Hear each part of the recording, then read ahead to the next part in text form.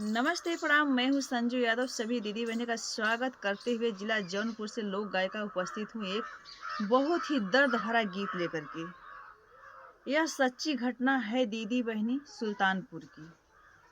सुल्तानपुर की यह सच्ची घटना है जहाँ के रहने वाले अमन अमन की बेरहमी से 8 लोग मिल करके हत्या कर देते हैं। 8 लोग मिल करके हत्या कर देते हैं। क्यों कर देते हैं, किस कारण कर देते हैं, अभी तक पता नहीं चला है। हत्या हुए उनको आज 6 दिन हो गया। 6 तारीख और 7 बजे शाम 7 बजे उनको ज़बरदस्ती गाड़ी में भर करके लेके जाते हैं। मिडिल स्कूल के पास मार करके उनकी आंखें निकाल लेते हैं और नदी में फेंक देते हैं। तो दीदी बहनी, जो चिराग अपने घर का इकलौता चिराग है, 2 बहन हैं, एक ही भाई था, उस माता पिता और उस बहन की क्या हाल है, आप लोग गीत के माध्यम से पूरी सच्चाई सुने और जानें। बिल्कुल अनुराग की तरह हत्या हुई है इनकी। पहली लाइन क्या है दोस्तों? सच्ची सुल्तानपुर का घटना कहत दुख होला, कहत दुख होला नु हो। पपिया मारी देहल अमन कै परनमा, नयनमा काढ़ी लेहन, नयनमा काढ़ी लिहलई हो। पपिया मारी देहल अमन कै परनमा, नयनमा काढ़ी लिहल, नयनमा काढ़ी लिहलई हो। सच्ची सुल्तानपुर का घटना कहत दुख होला, कहत दुख होला नु हो। पपिया मारी देहल अमन कै परनमा, नयनमा काढ़ी लिहल, परनमा काढ़ी लिहल, नयनमा काढ़ी लिहलई हो। बहिनी का प्यारा वीरनवा तो माई कै दुलरुआ, तो माई कै दुलरुआ नु हो। बहिनी बाबूजी कै टूटनी कामरिया, तो पूत सोख भैल, तो पूत सोख भैलई हो। बहिनी बाबूजी कै टूटनी कामरिया, त पूत सोख भैल, तो पूत सोख भैलई हो। दोस्तों और बहनों, भाइयों और भाभियों, सभी से निवेदन बा कि इस गीत को थोड़ा थोड़ा समय निकाल करके ज़रूर सुने और ज़्यादा से ज़्यादा इस गीत को शेयर और सपोर्ट करें, क्योंकि इकलौता चिराग, अनुराग की तरह इकलौता चिराग था, 2 बहनों का दुलारा था और माई की आंखों का तारा था, अब बाप के कलेजा का टुकड़ा था। बताओ कि उसके घर दिया बाती जब जले वाला जो चिराग बात मन बुता देना पापी लोग, तो दिया बाती कैसे जरत हुई और बहन व मतारी कैसे जियत हुई हैं और पिताजी कैसे जियत हुई हैं, जेकर जवान बेटा कंधा से कंधा मिला करके चलत रहा है, आज ओके पापी मार के ओकर आँख निकाल ले हुए और बाप कैसे जियत हुई। गीत के माध्यम से पूरी सच्चाई जाने की कोशिश कर जा दीदी बहनी लोग। बहिनी का प्यारा वीरनवा तो माई क दुलरुआ, तो माई क दुलरुआ न हो।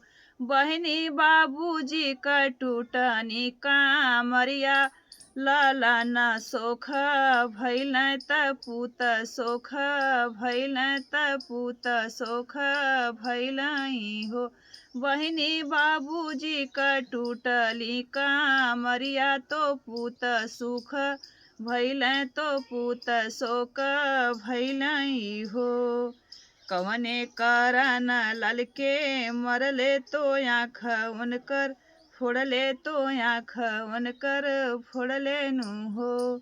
माता रो रही हैं और बहन रो रही हैं, का कह कह के रो रही हैं, कारण भी नहीं जान पा रही कि किस कारण हमरे भैया के, हमरे लाल के मरले हुआ कुल। कारण जाने खातिर कैसे बयान कर कर रोवत हिन माई बहन। कवने करन लाल के मरले तो आँख उनकर फोरले तो आँख उनकर फोरले नु हो। पपिया जब ले ना लागी तोहके फसियाल हसिया नाज लइबै तो लसिया नाज लइबै नु हो।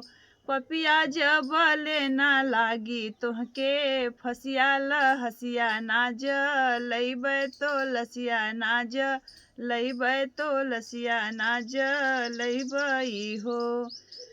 माँ और बहन रो रही है कि किस कारण हमरे भैया के हमरे लाल के मार देहला।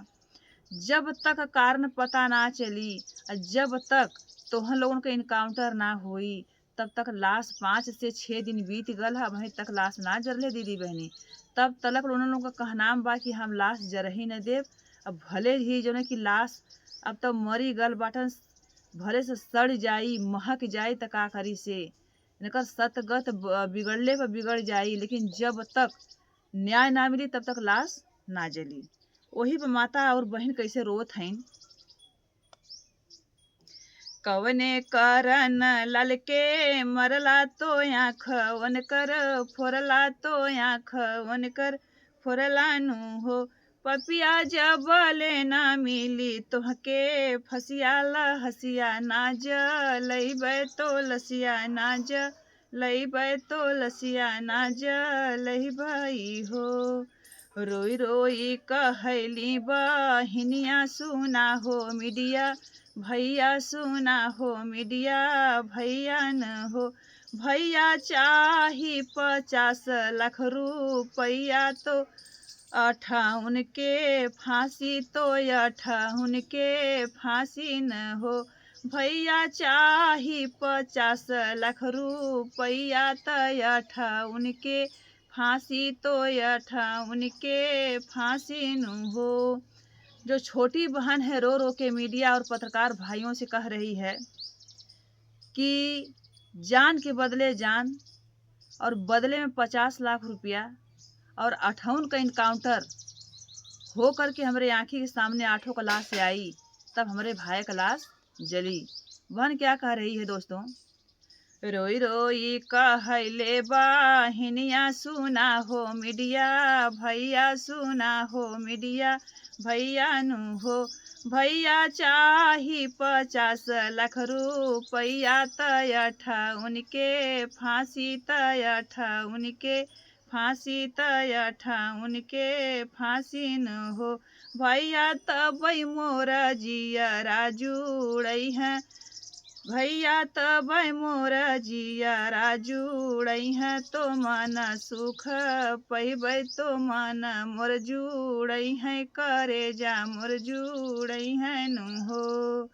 लसिया पलट के रोवे माई तो प्रभु से अर्ज करे प्रभु से अर्ज करे हो।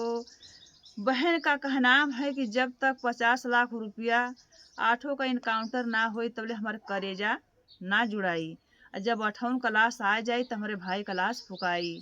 और माई कैसे रोवत हैं, लाशी पर गिर गिर के लोट लोट के रोवत हैं। 6 दिन से लहास माई की आँखी के सामने हो, बहन की आँखी के सामने हो, पिता की आँखी के सामने हो। वो मतारी कैसे जियत है वह दीदी बहनी हमने से बेहतर के जान सकला, काहे से कि हमन लोग भी तो मतारी है ला। लसिया पलोटी रोवे माई तो प्रभु के माँ नहवै तो प्रभु के माँ नहाई तो प्रभु के माँ नाई नु हो। विधना देई देता हमहु के माँ उतियात पूत सोख बिसरत ललन सुध बिसरत ललन सुध बिसरती हो। विधना देई देता हमहु के विधना देई देता हमहु के माँ उतिया ललन सुध बिसरत ललन सुध बिसरती हो। गीतिया के लिखत मंधु मिल भइल गावत कनायन बरस गावत कनायन बरस हो। संजू गाई गाई दुखवा सुनावैली सबके समझावैली सबके समझावैली हो। संजू गाई गाई दुखड़ा बतावैली सबके झावनी सबके समझावनी हो। तो दीदी बहन ये गीत आप लोगों को कैसी लगी आप लोग कमेंट बॉक्स में ज़रूर बताइएगा। और जो भी दीदी बहन हमारे चैनल से अभी तक ना जुड़ल हैं प्लीज़ आप लोग जुड़ जाइएगा और हमें भी जुड़ने का मौका दीजिएगा।